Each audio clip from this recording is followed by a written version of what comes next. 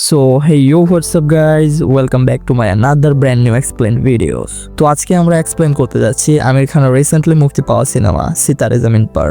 যদি আমি তোমাদেরকে এই মুভির ব্যাপারে কিছু বলি তাহলে এটি হচ্ছে একটি স্ট্যান্ডার্ড মুভি। নিঃসন্দেহে তুমি এটি তোমার পুরো ফ্যামিলিকে নিয়ে দেখতে পারবে। মুভিটিতে ভরপুর কমেডি ও ইমোশনাল সিন না থাকলেও তোমাকে কোথাও মুভিটি বোরিং ফিল করাবে না, এতটুকু আমি কনফিডেন্টলি বলে দিতে পারি। আর হ্যাঁ, সিতারে জমিন পার মুভিটি চ্যাম্পিয়ন্স নামের একটি স্পেনিশ মুভির রিমেক, কিন্তু তারপর এই মুভিটির একটা বিশেষ দিক হচ্ছে মুভিটির রিমেক হওয়া সত্ত্বেও তোমাকে এটি রিমেক মুভির ফেল দিবে না, কারণ এটা আমির খানের ইন্ডিয়ান ভার্সন। আর আমির খানের অ্যাক্টিং এর ব্যাপারে আমাদের সকলেরই খুব ভালোভাবে জানা আছে। তার পাশাপাশি এই মুভির স্টোরি লাইনে 10 জন এমন স্পেশাল বাচ্চাদেরকে দেখানো হয় যারা কিনা অটিজমের রোল প্লে করে, এবং আমির খান তাদের বাস্কেটবলের কোচ হয়ে তাদেরকে অনেক বড় অ্যাচিভমেন্ট এনে দেয়। আর এরকম গল্পের কারণেই মুভিটা আমাদেরকে একটা নতুন এক্সপিরিয়েন্স এনে দেয়। এখন আমি সিতারে জমিন পার মুভিটির ডিটেলসে এক্সপ্লেন করতে যাচ্ছি। ভিডিওটি খুব মজার আর ইন্টারেস্টিং হতে চলেছে, তাই তোমরা কেউ ভিডিও স্কিপ না করে সম্পূর্ণ ভিডিওটা দেখতে থাকো।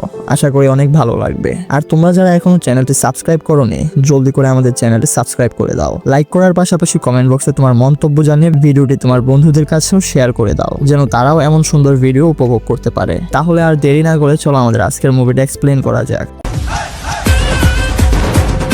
মুভির শুরুতে আমরা আমির খানকে দেখতে পাই। মুভিটিতে আমির খানের নাম ছিল গুলশান, আর দিল্লির ন্যাশনাল বাস্কেটবল টিমের অ্যাসিস্ট্যান্ট কোচের দায়িত্বেও ছিলেন আমির খান। মুভির প্রথম সিনে আমরা দেখতে পাই আমির খানের দিল্লি ন্যাশনাল বাস্কেটবল টিম তখন ফাইনালে চলে গেছে। ফাইনাল ম্যাচ শুরু হওয়ার আগে তার টিম এবং টিমের হেড কোচ সহ সবাই স্টেডিয়ামে চলে আসে, আর একটু পরেই তাদের ফাইনাল ম্যাচটি শুরু হয়ে যায়। তো গাইজ, আমরা প্রায় সময় দেখি যে বাস্কেটবল টুর্নামেন্ট শুরু হওয়ার পর থেকে শেষ পর্যন্ত টিমের কোচ টিমকে গাইড করে। ঠিক তেমনি দিল্লির এই ফাইনাল ম্যাচেও আমরা টিমকে গাইড করতে দেখি, যেটা ছিল গুলশানের সিনিয়র কোচ অর্থাৎ হেড কোচ। কিন্তু গুলশান এখানে একটা জিনিস লক্ষ্য করে যে তার সিনিয়র কোচ টিমকে যে স্ট্র্যাটেজিতে খেলাচ্ছে তাতে তার টিম হেরে যাচ্ছে। আর এইসব দেখে গুলশানের মাথায় অনেক রাগ চেপে বসে গুলশান তার সিনিয়র কোচকে বারবার বলছিল, আপনি যে স্ট্র্যাটেজিতে টিমকে খেলাচ্ছেন তাতে টিম হেরে যাচ্ছে, আপনি স্ট্র্যাটেজি চেঞ্জ করেন। আর গুলশানের এরকম কথা শুনে সিনিয়র কোচ রেগে গিয়ে গুলশানকে অনেক উল্টাপাল্টা কথা বলে এবং গুলশানের হাইট নিয়েও মজা করে, আর গুলশানকে টেঙ্গুও বলে, যার কারণে গুলশান অনেক রেগে যায় এবং স্টেডিয়াম ভর্তি মানুষের সামনেই তার সিনিয়র কোচকে ঘুষি মেরে বসে। গুলশানের এমন আচরণ দেখে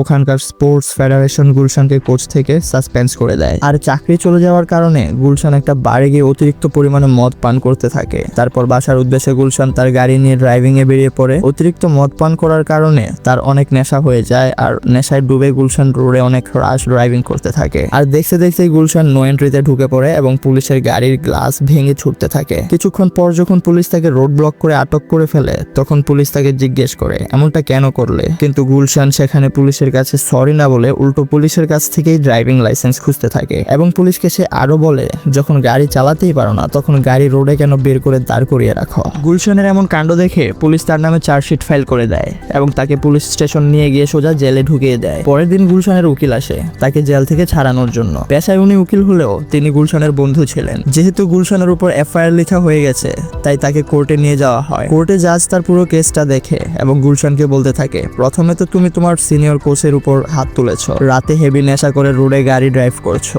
নো এন্ট্রিতে ঢুকে পুলিশের গাড়ি ঠুকে দিয়েছো, তাদের সাথে মিসবিহেভ করেছো, আর এসবের কারণে তোমার 2 বছরের জেল খাটতে হতে পারে। কিন্তু তার আগে তোমার ব্যাক রেকর্ড একদমই ক্লিয়ার, তোমার নামে আগে কখনো পুলিশ কেস হয়নি, আর তুমি খুব ভালো একজন বাস্কেটবল কোচও। তাই আমি তোমাকে জেলে পাঠাতে চাই না, তবে হ্যাঁ, আমি তোমাকে খুব ছোট্ট একটা সাজা অবশ্যই দিব। তোমাকে 3 মাস ইন্টেলেকচুয়ালি ডিসেবল বাচ্চাদের বাস্কেটবল শেখাতে হবে। আর এটা শুনে গুলশান অনেক আশ্চর্য হয়ে যায় এবং সে জাজকে বলতে থাকে, ইন্টেলেকচুয়াল বাচ্চারা তো পাগল হয়ে থাকে, আর আমি পাগলদের বাস্কেটবল শেখাতে পারবো না। আর এটা শুনে জাজের অনেক রাগ হয় এবং তিনি গুলশানের উপর 5000 টাকা জরিমানা করেন, যার কারণে গুলশানকে তার ইচ্ছার বিরুদ্ধে গিয়েই নিজের সাজা কবুল করে নেন। তারপর গুলশান বাসায় গিয়ে তার সাথে ঘটা সবকিছুই তার মাকে বলেন, আর তার মা এসব শুনে গুলশানকে বলে, ইন্টেলেকচুয়াল বাচ্চারা অনেক স্পেশাল হয়, তাদের কখনো পাগল বলবি না, আর তাই এইসব বাচ্চাদের জন্য তোর মনের দৃষ্টি পাল্টাতে হবে। আর এমনিতেও সবার জীবনে কোনো না কোনো একটা কমতি থেকেই থাকে, যেমন তোর কমতি ছিল তুই খাটো, ছোটবেলা বাস্কেটবল অনেক ভালো খেলতি, কিন্তু তোর হাইট খাটো হওয়ার জন্য তোকে কোচ টিমে নিত না। যখন আমি তোর কোচের কাছে অনেক আকুতি মিনতি করি তোকে টিমে ট্রায়াল দেওয়ার জন্য, কোনো কাজ হতো না তাতে, তখন চর মেরে মেরে তোর কোচকে রাজি করাই এবং তোর ট্রায়াল নেয়, আর তোর ট্রায়াল কোচের অনেক পছন্দ হয়, তখন গিয়ে তোকে টিমে খেলানো হয়েছিল। আর এখন দেখ, তুই নিজেই একজন ন্যাশনাল বাস্কেটবল টিমের কোচ, তাই অন্যের কমতি দেখে তাদেরকে দূরে সরিয়ে দেওয়া ঠিক না, বরঞ্চ তাদের সকল কমতির সাথে তাদেরকে আপন করে নেওয়া উচিত। সাজা অনুযায়ী পরের দিনই গুলশান ওই একাডেমিতে যায়, যেখানে স্পেশাল বাচ্চাদের বাস্কেটবল শেখানো হবে। একাডেমিতে যাওয়ার পর গুলশানের সাথে প্রথমেই মুলাকাত হয় কার্তার পাজির সাথে, যিনি মূলত এই একাডেমির কেয়ারটেকার হিসেবে কাজ করছেন এবং তার পাশাপাশি এখানকার সকল বাচ্চাদের দেখাশোনাও করেন। কার্তার পাজি গুলশানকে জিজ্ঞেস করছেন, আপনি সপ্তাহে কয়দিন একাডেমিতে বাচ্চাদের ট্রেন করবেন? তখন গুলশান বলল, সপ্তাহে একদিন আসবেন আর বাকি দিন ফুল টাইম চিল করবেন। আর এটা শুনে কার্তার পাজি জাজকে ফোন করে। জাজের ভয়ে গুলশান বলে, না, আমি সপ্তাহে প্রতিদিন তাদের ট্রেন করব। তারপর গুলশান সকল ইন্টেলেকচুয়াল স্পেশাল বাচ্চাদের সামনে গিয়ে দাঁড়ায় এবং তাদেরকে বলতে থাকে, আমি আজ থেকে তোমাদের কোচ, আমি রোজ তোমাদের এখানে বাস্কেটবল শিখাবো। কিন্তু তাদের সাথে কথা বলতে গুলশানের অনেক প্রবলেম হতো, কারণ এখানে কারোর কথা গুলশান বুঝতে পারতো না। আবার কেউ তার কোশ্চেনের ভালোভাবে জবাব দিত না, আবার কেউ তো গুলশানকে উল্টাপাল্টা বলা শুরু করে। কিন্তু এই ধরনের বাচ্চাদের মন অনেক ভালো হয়ে থাকে, কিন্তু গুলশানের এরকম বাচ্চা পছন্দ না, তাই গুলশান এদের উপর অনেক পেরেশান হওয়া শুরু করে। এখানে গুলশান একটি বিষয় জানতে পারে যে এখানকার বাচ্চাদের বয়স যদিও 18 থেকে 22 বছর, কিন্তু এদের আচার আচরণ আর জ্ঞান বুদ্ধি এখন 8 বছরের বাচ্চাদের মতোই। তাই ওরা সবাই এমন আচার আচরণ করতেছিল গুলশানের সাথে, যেমনটা 7-8 বছরের বাচ্চারা করে। এরপর গুলশান তার বাসায় চলে আসে এবং তার আম্মার সাথে একটা ফাংশনে যায়। আর ওখানে আমরা এটা জানতে পারি যে গুলশান বিবাহিত আর গুলশানের ওয়াইফের নাম থাকে সুনিতা। গুলশান আর সুনিতা দুজন একসাথেই থাকতো, কিন্তু গত সপ্তাহে ওরা দুজনে ঝগড়া করে আলাদা হয়ে যায় এবং গুলশান তার আম্মার সাথে একা থাকতে শুরু করে। এরপর যখন গুলশান তার আম্মার সাথে ফাংশনে আসে, সেখানে তার ওয়াইফকে দেখতে পায় এবং তারা একজন আরেকজনের সাথে কথা বলতে থাকে। আর তাদের কথায় তখন আমরা এটা বুঝতে পারি যে তারা দুজন লাভ ম্যারেজ করেছিল। সুনিতা তখন গুলশানের আম্মার একটা শাড়ির দোকান চালাতো, আর তার সাথে আমরা এটাও জানতে পারি সুনিতা গুলশানের থেকে বাচ্চা চাইতো, কিন্তু গুলশানের বাচ্চা নেওয়া পছন্দ ছিল না, অথবা বলতে পারো যে গুলশানের বাবা হওয়া পছন্দ ছিল না। কারণ গুলশানের যিনি বাবা ছিলেন তিনি গুলশান এবং গুলশানের আম্মাকে অনেক আগেই ছেড়ে চলে গেছেন। গুলশানের বয়স যখন 8 থেকে 9 বছর, তখন থেকেই গুলশান বাবা ছাড়া বড় হয়েছেন। গুলশান ছোটবেলা থেকে এটাও দেখে এসেছেন বাবা ছাড়া তার আম্মা কত প্রবলেম ফেস করে গুলশানকে বড় করেছেন, আর তাই গুলশান কখনো বাবা হওয়া পছন্দ করতো না। সুনিতা তখন গুলশানকে বোঝাতে থাকে, তুমি তোমার ফাদারের মতো না, তুমি ওনার থেকে অনেক আলাদা, তুমি চাইলে অনেক ভালো একজন বাবা হতে পারবে, আর আমরাও আমাদের ফ্যামিলিকে অনেক আগে নিয়ে যেতে পারবো। সুনিতার এমন কথা শুনে গুলশান অনেক রেগে যায় এবং সুনিতাকে অনেক কথা শোনায়। সুনিতা আর গুলশান তারা দুজন এই জন্যই আলাদা থাকতেন কারণ এই বিষয়ে তাদের আগেও আরো ঝগড়া হয়েছে। পরের দিন সকালে গুলশান একাডেমিতে চলে যায় এবং বাচ্চাদের ট্রেনিং দিতে শুরু করে। ধীরে ধীরে গুলশান সকল বাচ্চাদেরকে বুঝতে শুরু করে, আর ওখানে সবার থেকে আলাদা একটা বাচ্চাকে দেখতে পায় গুলশান, যার নাম হারগোবিন্দ। এখানে সকল বাচ্চাদের থেকে হারগোবিন্দ খুব ভালো বাস্কেটবল খেলতে পারে, কিন্তু গুলশান একটা জিনিস লক্ষ্য করে দেখলো, হারগোবিন্দ কারোর সাথে কথা বলে না, আর সে সবসময় একা একা বাস্কেটবল খেলতো। গুলশান তাকে অনেক কিছুই বোঝানোর চেষ্টা করছিল, কিন্তু হারগোবিন্দ যেন শুধু শুনেই যাচ্ছিল, কিছু বলছিল না। ওখানে সব বাচ্চাদের মধ্যে শুধু একজনই ছিল যে বাস্কেটবলের সম্পূর্ণ আইডিয়া রাখতো এবং খুব ভালো খেলতো, সেটা ছিল শুধুই হারগোবিন্দ। আর বাকি যতগুলা বাচ্চা ছিল তারা ভালোভাবে বাস্কেটবলের বেসিক্সও জানতো না, এমনকি বাস্কেটবল কিভাবে ধরতে হয়, কিভাবে পাস করতে হয় কিছুই জানতো না। গুলশান যখন পাস করতে বলে তখন সবাই গুলশানের মুখের মধ্যে মাথার মধ্যে পাস করতে থাকে। এসব দেখে গুলশান অনেক পেরেশানে ভোগে। এরপর গুলশান আবারও তার আম্মার কাছে যায় এবং বলে, আমি এমন পাগলদেরকে কখনোই বাস্কেটবল শিখাতে পারবো না। তখন গুলশানের আম্মা আবারও তাকে বোঝানোর চেষ্টা করে এবং বলে, ওরা পাগল না, ওরা শুধু সবার থেকে একটু আলাদা, আর হ্যাঁ তুইও ওদের মতোই আলাদা, কারণ বাস্কেটবল খেলার জন্য তোর হাইট কম, যার কারণে ছোটবেলা তোকে কেউই বাস্কেটবল খেলতে দিত না। আর তুই সবার থেকে আলাদা ছিলি বলে আমি তোকে কখনোই কম ভাবিনি। ছোটবেলা থেকে এখন পর্যন্ত আমি সবসময় তোকে সাপোর্ট করেছি। তোর সামনে কত শত প্রবলেম এসে দাঁড়িয়েছিল, সেখানে আমি দেয়াল হয়ে দাঁড়িয়েছি, আর তাই তো তুই আজকে এমন জায়গায় এসে দাঁড়িয়ে আছিস। তোকে ওদের অনেক প্রয়োজন, যেমনটা আমি তোর জন্য প্রয়োজন ছিলাম। তুই একমাত্র ওদের ভরসা, তোকেই ওদের সবাইকে সামলাতে হবে আর সাপোর্টও করতে হবে। গুলশান তার আম্মার কথা শুনে অনেকটা ইমোশনাল হয়ে যায় এবং তার কাজটাকে অনেক সিরিয়াস নিয়ে নেয়, আর বাচ্চাদের প্রতি পেরেশান হওয়াও বন্ধ করে দেয়। তাদের সকল আচার আচরণকে বোঝার চেষ্টা করতে থাকে এবং তাদের সকল পাগলামি গুলশানের কাছে ভালো লাগতে শুরু করে। এরপর গুলশান কার্তার পাজির কাছে চলে যায় এবং বাচ্চাদের সম্পর্কে জিজ্ঞেস করে, যেন গুলশান আরো ভালোভাবে তাদের বুঝতে পারে এবং ভালোভাবে তাদের ট্রেন করতে পারে। তখন কার্তার পাজি বলে, ওরা কেউই কোনো সাধারণ বাচ্চা নয়, ওরা অসাধারণ, আর ওদের দেখে সবাই পাগল বলে, কিন্তু ওরা আসলে পাগল নয়। ওদের প্রত্যেকেরই নিজ নিজ ফ্যামিলি আছে, যারা কখনোই তাদেরকে বোঝ মনে করে না। এরপর কার্তার পাজি এক এক করে সবার সম্পর্কে বলতে শুরু করে। প্রথমে কারিমের সম্পর্কে বলতে থাকে। কারিম এখানে পাশেই একটা হোস্টেলে থাকে, যদিও কারিম তার ফ্যামিলি থেকে অনেক দূরে থাকে, কিন্তু তারপরও কারিম একাই তার কাজের সকল দায়িত্ব বহন করে। কারিম সকাল 4টায় ঘুম থেকে ওঠে, নিজের কাজগুলো শেষ করে এবং প্রতিদিন একটা হোটেলে যায়, সেখানে সে থালা বাসন মাজা বা পরিষ্কার করার কাজ করে। কারিম অনেক ভালো বাইক চালাতে পারে, এখন পর্যন্ত সে একটাও অ্যাক্সিডেন্ট করেনি। এরপর কার্তারবাজি গুড্ডুর সম্পর্কে বলতে থাকে। উনি বলেন, প্রায় সময় আমি নিজেই গুড্ডুকে বুঝতে পারি না, কিন্তু পশুরা গুড্ডুকে খুব ভালো বুঝতে পারে এবং গুড্ডুও পশুদের খুব ভালো করে বুঝতে পারে। আর শুধু এতটুকুই নয়, গুড্ডু পশুদের দেখাশোনার কাজও করে, এমনকি যে পশুদের পশুদের কেউ সামলাতে পারে না সেই পশুকে গুড্ডু খুব সহজেই সামলে নেয়। তখন গুলশান কাত্তার পাজিকে বলে এর জন্যই হয়তো গুড্ডুর শরীর থেকে এমন দুর্গন্ধ আসে। তখন কাত্তার পাজি মুচকি হেসে বলে আরে না, গুড্ডুর শরীর থেকে এই জন্য গন্ধ আসে কারণ সে কখনো গোসল করে না। তার কারণ যখন গুড্ডু ছোট ছিল তখন সে একবার নদীতে গোসল করতে গিয়েছিল আর সেখান থেকে সে মরতে মরতে বেঁচে ফিরেছিল। সেখান থেকেই গুড্ডুর মনে পানির একটা ভয় ঢুকে যায় আর তাই সে কখনো গোসল করে না। এরপর কাত্তার পাজি সাদবীরের সম্পর্কে বলতে থাকে। তিনি বলেন সাদবীর একটা ট্যালেন্টেড ছেলে, সে একটা গ্যারেজে মেকানিক্যালের কাজ করে, গাড়ির সকল পার্টস এবং টুলসের সম্পর্কে অনেক ভালো নলেজ আছে তার। আসলে গাড়ির গ্যারেজের দোকানটি সাদবীরের বাবার নিজের আর সাদবীর একাই তার বাবার গাড়ির গ্যারেজ সামলে নেয়। এমনকি তার গ্যারেজে অনেক স্টুডেন্টরাও আসে গাড়ির পার্টস টুলসের সম্পর্কে ধারণা নিতে এবং কিছু শিখতে। এরপর কাত্তার পাজি শার্মাজি এর সম্পর্কে বলতে শুরু করে। শার্মাজির ফ্যামিলিতে তার মা নেই, তাই সে তার বাবা এবং চাচার সাথে থাকে। শার্মাজি একটি ক্যাফে কাজ করে আর ওখানের সকল স্টাফ এবং কাস্টমার্স তাকে অনেক আদর করে এবং ভালোবাসে। শার্মাজির কথা বলার মধ্যে একটা প্রবলেম ছিল, সে স্পষ্ট করে কোনো কথা বলতে পারতো না, তাই তার কথা বুঝতে অনেকেরই প্রবলেম হতো। তাই ওই ক্যাফে অল টাইম একটা অফার থাকতো, যে কাস্টমারগুলো শার্মাজির কথা বুঝতে পারবে তাদেরকে কফিতে 10% ডিসকাউন্ট দেওয়া হবে। এরপর কাত্তার পাজি লোটুসের সম্পর্কে বলতে থাকে। লোটুস একটি ডাই ফ্যাক্টরিতে কাজ করে। ডাই ফ্যাক্টরিতে লোটুস খুব ভালো একজন কর্মকর্তা, তাই লোটুস কাজ করার সময় যখনই কোনো লিক হওয়া ডিব্বা দেখতে পায় সেটা তার বসকে দেখায় আর বস সেটা তাকে ফ্রিতে দিয়ে দেয়। আর এই জন্যই আমরা প্রত্যেকবার লোটুসের চুলের কালার চেঞ্জ করে আসতে দেখি, কারণ ওই লিক হওয়া ডাইয়ের ডিব্বা লোটুস নিজে ব্যবহার করে আসতো। এরপর কাত্তার পাজি রাজুর সম্পর্কে বলে। রাজুর ফ্যামিলির ছোট একটি নার্সারি আছে। নার্সারি থাকার কারণে রাজুর মধ্যে গাছপালার অনেক নলেজ রয়েছে আর গাছপালার সাথে একা একা কথা বলার রাজুর একটা অভ্যাসও ছিল। এরপর কাত্তার পাজি সুনীলের সম্পর্কে বলতে থাকে। তিনি বলেন সুনীলও খুব ভালো একটি ছেলে, কিন্তু সে সবসময় মনে করতো তার মধ্যে কোনো একটি রোগ রয়েছে। কখনো কখনো সে মনে করে তার জ্বর হয়েছে, আবার কখনো কখনো মনে করে তার টাইফয়েড হয়েছে। আর এইসব নিয়ে সে সবসময় কিছু না কিছু ভাবতেই থাকে। সুনীল তার মাথায় সবসময় একটা হেলমেট পরে থাকতো। সে ভাবতো উপর থেকে কোনো কিছু তার মাথায় পড়ে তার মাথা ফেটে যাবে, আর তাই সে সবসময় তার মাথায় একটা হেলমেট পরে থাকতো। তবে সুনীলের মধ্যে একটা স্পেশালিটিও ছিল, সে ঘন্টার পর ঘন্টা আকাশের দিকে তাকিয়ে প্লেনকে ট্র্যাক করে ফেলতে পারতো। এমনকি এখান দিয়ে যাওয়া প্রত্যেকটা প্লেনের টাইমও সুনীলের জানা ছিল, তাই যদি কোনো প্লেন 1-2 মিনিট লেট হয়ে যেত তাহলে সুনীল সেটা খুব ভালোভাবেই ধরে ফেলতে পারতো। সবকিছুর পর যখন গুলশান কাত্তার পাজির কাছে হারগোবিন্দের সম্পর্কে জানতে চায় তখন কাত্তার পাজি বলেন হারগোবিন্দ টিম ছেড়ে দিয়েছে। গুলশান যখন হারগোবিন্দের টিম ছেড়ে দেওয়ার রিজন জিজ্ঞেস করে তখন কাত্তার পাজি চুপ করে থাকেন এবং বলেন এটা অনেক লম্বা কাহিনী, অন্য কোনো এক সময় বলবো। আর এটা শুনে গুলশানের অনেক খারাপ লাগে। গুলশান বলে পুরো টিমের মধ্যে হারগোবিন্দ এমন একজন প্লেয়ার ছিল যে সবচেয়ে ভালো খেলে, তাই গুলশান চাইতো সে যেন কোনোভাবে টিমে খেলে। এর মধ্যে গুলশান তার টিমকে অনেক ভালো ট্রেনিং দিতে শুরু করে এবং সবাইকে বাস্কেটবল খেলার জন্য প্রস্তুত করে ফেলে। এরপর তাদের প্রথম ম্যাচ শুরু হয়ে যায় আর তাদের প্রথম ম্যাচটা তাদের হোম গ্রাউন্ডে হয়।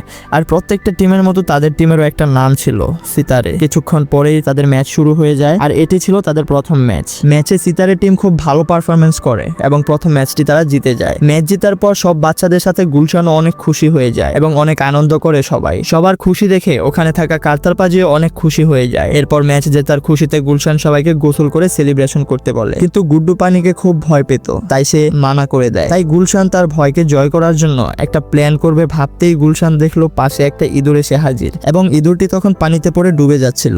তখন গুলশান গুড্ডুকে বলতে লাগলো, গুড্ডু এই ইঁদুরকে তোকে বাঁচাতে হবে, নয়তো ইঁদুরটা ডুবে মারা যাবে। গুড্ডু তখন কোনো কিছু না ভেবে ইঁদুরটিকে বাঁচানোর জন্য পানিতে নেমে পড়ে এবং সে তার নিজের হাতে ইঁদুরটিকে পানি থেকে তুলে বাঁচিয়ে নেয়। তখন ওখানে থাকা সবাই বলতে থাকে গুড্ডু পানির ভয়কে জয় করে নিয়েছে। আর গুড্ডুও তখন খেয়াল করে দেখে সে পানির মধ্যে দাঁড়িয়ে আছে এবং সে পানিতে বেঁচেও আছে। আর এটা দেখে গুড্ডু অনেক খুশি হয়ে যায় এবং ওই দিনও অনেক সময় ধরে গোসল করতে থাকে। এরপর তাদের দ্বিতীয় ম্যাচ খেলার পালা, আর এই ম্যাচটা সোজা চান্দিঘাট স্টেডিয়ামে হবে। কিন্তু দ্বিতীয় ম্যাচ খেলার আগে তাদের একটা প্রবলেম ফেস করতে হয়, আর প্রবলেমটা এটা ছিল যে তাদের টিমের প্লেয়ার কারিম, যে কিনা হোটেলে থালা বাসন মাজার কাজ করতো, তাকে তার বস ম্যাচের দিন ছুটি দেয়নি। তাই তার আর কি করার, ম্যাচের দিন সে খেলতে আসতে পারেনি। কিন্তু কাত্তার পাজি কারিমের জায়গায় অন্য একটা প্লেয়ারকে অ্যারেঞ্জ করে দেয়, যার নাম ছিল গোলু খান, যে কিনা আসলে একটা মেয়ে ছিল। গোলু খান অনেক রাগী মেয়ে ছিল, কিন্তু তার ব্রেন অনেক চালু ছিল, যার কারণে সে সবার সাথে খুব অল্প সময়ে মিশে যেতে পারতো। তবে গোলু খানের সাথে তার টিম মেম্বারদের আগে থেকেই পরিচয় ছিল, কারণ তারা আগেও একসাথে চলাফেরা করেছিল এবং একসাথে গেমও খেলেছিল। এরপর যখন আমরা চান্দিঘাটে ম্যাচ শুরু হতে দেখি, সেখানে অপোনেন্ট টিম খুব ভালো পারফরমেন্স করছিল। তাদের টিমে পেট্রো নামের একটা প্লেয়ার ছিল, যে কিনা একাই একের পর এক গোল করে যাচ্ছিল। আর এটা দেখে গুলশান ভাবছিল আজকে হয়তো তার টিম হেরে যাবে। ঠিক তখনই গোলু খান গুলশানের কাছে যায় এবং বলে, কোচ আপনি চাইলে আমি এই ম্যাচটা জিতাতে পারি আর পেট্রো নামের এই প্লেয়ারকে শান্তও করতে পারি। গোলুর কথা শুনে গুলশান খুশি হয়ে যায় এবং গোলুকে ম্যাচ খেলার সুযোগ করে দেয়। ম্যাচে নেমে গোলু পেট্রো নামের প্লেয়ারের প্রাইভেট জায়গায় অ্যাটাক করে ইনজুরি করে ফেলে, যার কারণে পেট্রো নামের প্লেয়ারকে গেম থেকে উঠে পড়তে হয়। এটা দেখে গুলশান খুব অবাক হয়ে যায় এবং ভাবতে থাকে গোলু এটা কি করলি। আর এটা করার কারণে সিতারের টিমের একটা ফাউল তো হয়, কিন্তু ওভারঅল তারা ম্যাচটাকে জিতে যায়। ম্যাচ জেতার পর পুরো টিম যখন বাসে করে চান্দিঘাট থেকে ফিরছিল তখন তারা সবাই একসাথে গান গাইছিল। আর সেখানে বাসে থাকা সকল প্যাসেঞ্জার তাদের উপর বিরক্তি ফিল করতে লাগলো। যদিও তারা খুব স্পেশাল ছিল, কিন্তু সেখানে সবাই তাদেরকে একটু অন্যরকম ভাবতো। সেখানে বাচ্চারা চুইংগাম দিয়ে খেলতেছিল এবং ভুল করে সেই চুইংগামটা বাস ড্রাইভারের গায়ে গিয়ে পড়ে। বাস ড্রাইভার তখন বাস থামিয়ে তাদের সামনে যায় এবং তাদেরকে পাগল বলতে লাগে। আর এটা শুনে গোলুর অনেক রাগ হয় এবং সে ড্রাইভারেরও প্রাইভেট জায়গায় অ্যাটাক করে বসে। আর তাদের এসব আচরণ দেখে সবাই তাদের বিরুদ্ধে চলে যায় এবং তাদের সবাইকে বাস থেকে নামিয়ে দেয়। এরপর গুলশান তাদেরকে অন্য একটা গাড়ির লিফট চেয়ে বাসায় নিয়ে আসে। গুলশান তখন এটা বুঝে গেছে তাদেরকে আর কখনো লোকাল বাস বা ট্রেনে করে কোথাও নিয়ে যাওয়া যাবে না, তাদেরকে যে কোনো প্রাইভেট গাড়িতে আনা নেওয়া করতে হবে। তাই গুলশান সোজা তার ওয়াইফের কাছে চলে যায় এবং বাচ্চাদের কথা বলে তার থেকে হেল্প চায়। আর সুনিতা তাকে হেল্প করার জন্য রাজি হয়ে যায় এবং তাদের জন্য একটা বাসও অ্যারেঞ্জ করে। এরপর যেখানে যেখানে ম্যাচ হয় সুনিতা তাদের সঙ্গে যায় এবং কার্তারবাজি এন্ড সুনিতা দুজনেই বাস ড্রাইভ করে তাদেরকে আনা নেওয়া করে। এরই সাথে সিতারের টিম এক এক করে সকল ম্যাচ জিততে থাকে।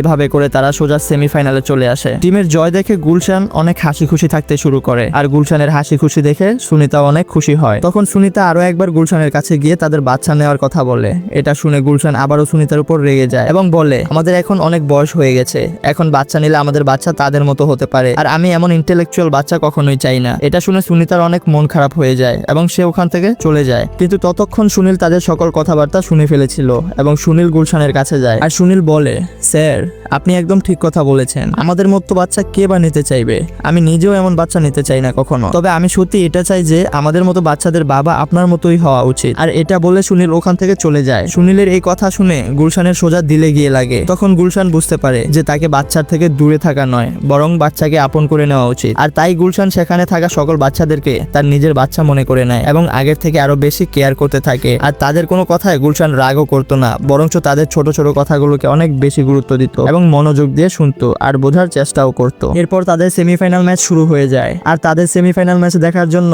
গুলশানকে সাজা দেওয়া জাজও চলে আসে খেলা দেখতে। আর গুলশান যাকে ঘুষি মেরেছিল অর্থাৎ তার সিনিয়র কোচ, সেও চলে আসে খেলা দেখার জন্য। আর তারা সবাই এসে দেখতে পেল যে গুলশান তার টিমকে খুব ভালো ট্রেন করেছে এবং তার টিমকে সেমিফাইনালে নিয়ে এসেছে। আর গুলশানের টিম সেমিফাইনাল ম্যাচেও খুব ভালো পারফরমেন্স করে এবং সেমিফাইনাল ম্যাচটাও জিতে যায়। আর তার সাথে গুলশানের সিতারের টিম সোজা চলে যায় ফাইনালে। গুলশান খুব ভালোভাবে রিসার্চ করে দেখতে পায় ফাইনালে তাদের প্রতিপক্ষ টিম খুবই স্ট্রং এবং খুব ভালো প্লেয়ার নিয়ে তারা ফাইনাল ম্যাচটি খেলবে। তাই সিতারের টিমে হারগোবিন্দকে অনেক প্রয়োজন, কারণ সবার মধ্যে ওই একজন যে সবার থেকে ভালো খেলে। তাই হারগোবিন্দ কেন টিম ছেড়েছিল আর তাকে আবার টিমে ফিরানোর জন্য গুলশান তাদের বাসায় যায় এবং হারগোবিন্দকে জিজ্ঞেস করে কেন সে টিম ছেড়ে দিয়েছে আর কেনই বা সে সবসময় এমন উদাসী হয়ে থাকে। জবাবে হারগোবিন্দ বলে একসময় সেই স্পেশাল বাচ্চাদের টিমের ক্যাপ্টেন ছিল এবং একের পর এক ম্যাচ জিতে জিতে সে ফাইনাল ম্যাচও খেলতো। হারগোবিন্দ আরো বলে যে আপনি আসার আগে আমাদের যে কোচ ছিল সে আমাদের সাথে চিটিং করেছিল। ফাইনাল ম্যাচ জেতার জন্য সে এমন দুটি প্লেয়ারকে ফাইনাল ম্যাচ খেলায় যারা কোনো দিক দিয়ে ইন্টেলেকচুয়াল ডিজেবল ছিল না। ফাইনাল ম্যাচ তো আমরা জিতে যাই, কিন্তু খেলার পর ওই দুটি প্লেয়ারের নকল সার্টিফিকেট ধরা পড়ে যায় এবং আমাদের পুরো টিমকে গেম থেকে আউট করে দেয়। আর যে ট্রফি এবং মেডেল আমি মেহনত করে জিতেছি সেটা আমার হয়েও আমার হলো না। আর এই ঘটনাটা যেভাবেই হোক আমি আমার সাথে মানিয়ে নিয়েছি, কিন্তু আমার মা এটা কোনোভাবেই মানতে পারেনি এবং আমার মা ওই দিন প্রথমবার কেঁদেছিল। এরপর থেকে আমি আর কখনো কোনো কোচকে বিশ্বাস করতে পারিনি, এমনকি আমি আপনাকেও বিশ্বাস করতে পারছি না। এগুলো শুনে গুলশানের অনেক খারাপ তো লাগে, কিন্তু গুলশান হারগোবিন্দ এবং তার মাকে আবারও আশ্বাস দেয় যে সে ওই ধরনের কোচ না। তারপর হারগোবিন্দের মা গুলশানের উপর বিশ্বাস রাখে এবং হারগোবিন্দকে ফাইনাল ম্যাচ খেলার জন্য পারমিশন দিয়ে দেয়। এরপর গুলশান হারগোবিন্দকে নিয়ে ফাইনাল ম্যাচ খেলানোর জন্য টিমে নিয়ে আসে। গুলশান তখন অনেক খুশি কারণ হারগোবিন্দ তাদের ফাইনাল ম্যাচে খেলবে। এরপর গুলশান সোজা কার্তারপাজির কাছে যায় ফাইনাল ম্যাচের বিষয়ে আলোচনা করতে। তখন কার্তারপাজি গুলশানকে বলে তারা ফাইনাল ম্যাচ খেলতে পারবে না। গুলশান চমকে গিয়ে জিজ্ঞেস করে কেন। তখন আবার কার্তারপাজি বলে সিতারের টিমের জন্য যে ফান্ড এসেছিল